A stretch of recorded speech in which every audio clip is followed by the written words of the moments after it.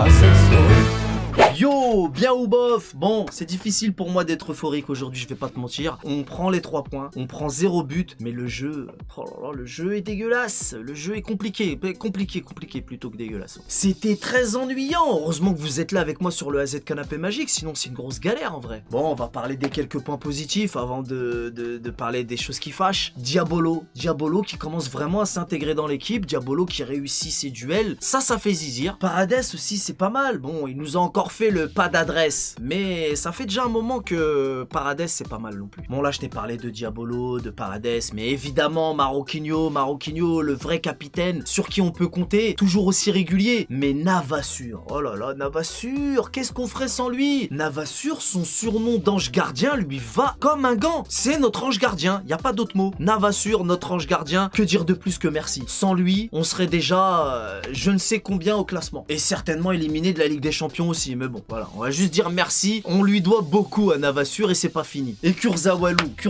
je suis kécho, vous le savez que je le porte pas dans mon cœur, et très franchement, je suis le professionnel des retournages de veste, un geste étudié pendant des années, mais là je vais pas retourner ma veste. Je le porte pas dans mon cœur et c'est toujours d'actualité. Pour moi, il a absolument pas le niveau pour jouer au Paris Saint-Germain, point à la sardine, mais sa reprise de volée extérieur, pied gauche, ça m'a choqué. Ah, fallait le faire quand même, c'était pas évident et il l'a fait. Maintenant, est-ce que il a eu de la chance ou est-ce que je suis de mauvais en choix? Kurzawa, il a eu de la chance ou je suis de mauvais en choix? À vous de me le dire dans l'espace commentaire. Maintenant, on prend les 3 points grâce à lui et moi, mon but, c'est que mon équipe gagne, donc je peux que être content, même si je l'aime pas, hein. Et de toute façon, c'est pas le seul que j'aime pas. Malheureusement, on a une sacrée ribambelle de touristes, je vous l'ai déjà dit. Malheureusement, c'est toujours d'actualité, ça aussi. Mais bon, on prend les 3 points, mais le jeu, malgré certains joueurs, j'ai oublié Veratitan qui est toujours aussi efficace. De toute façon, c'est toujours les mêmes qui sont réguliers. Mais il y a un problème dont il faut qu'on parle. Mbappétard. Oh là là, Mbappétard, je commence à être de plus en plus inquiet pour lui. Mbappétard, je vais faire des doigts pour toi. Si tu continues comme ça, tu vas finir par jouer à Sochaux. Et oui, c'est chaud, poteau. En tout cas, la saison est encore longue. Là, on voit bien qu'il est pas bien psychologiquement. Là, il me fait de la peine, Mbappé. Donc, c'est pas le moment de l'enterrer. Comme je l'ai dit, la saison est encore longue. Il faut pas l'enterrer. C'est maintenant qu'il faut le soutenir. Mbappétard a besoin de notre soutien, les poteaux. Je pourrais très facilement m'énerver et sortir des vannes sur lui. Mais franchement, c'est maintenant qu'il a besoin de notre soutien. On est des supporters ou pas? Dans le mot supporter, il y a le mot supporter. C'est facile, c'est simple. En tout cas, il y a des gens qui disent ouais, pastèque, machin, tout ça. Et les gars, on voit bien qu'il est pas bien. Moi, il me fait de la peine. Je sais pas pour vous, mais moi, je pense que c'est le moment de le soutenir et surtout pas de l'enterrer. Ah ouais, le mec, il est touché mentalement, il est dans tous les viseurs. Foutez-lui la paix un petit peu. Dites-moi dans le chat si vous pensez qu'il faut soutenir Mbappé ou si vous pensez qu'il faut s'en débarrasser et qu'il est surcoté. J'attends vos commentaires. Le truc à retenir, c'est qu'on prend les 3 points et ça, c'est le plus important. Maintenant, demain, je vais guetter le match de l'Olympique Nipponnais, chose que je fais jamais. J'espère qu'ils vont se faire défoncer comme les sardines se sont fait défoncer par le dernier du classement, l'Archou Marseille, poteau. Les sardines qui nous bassinent à longueur de journée, que s'ils perdent face à nous, c'est à cause d'une trop grosse différence de budget entre notre club et leur club et qu'il y a trop d'argent à Paris. Poteau, vous avez perdu contre le dernier du classement. Nîmes, c'est 27 millions de budget. Vous, c'est 110 millions. Quand c'est tous les autres clubs de la Terre, hein, de l'Europe, le Real, le Barça,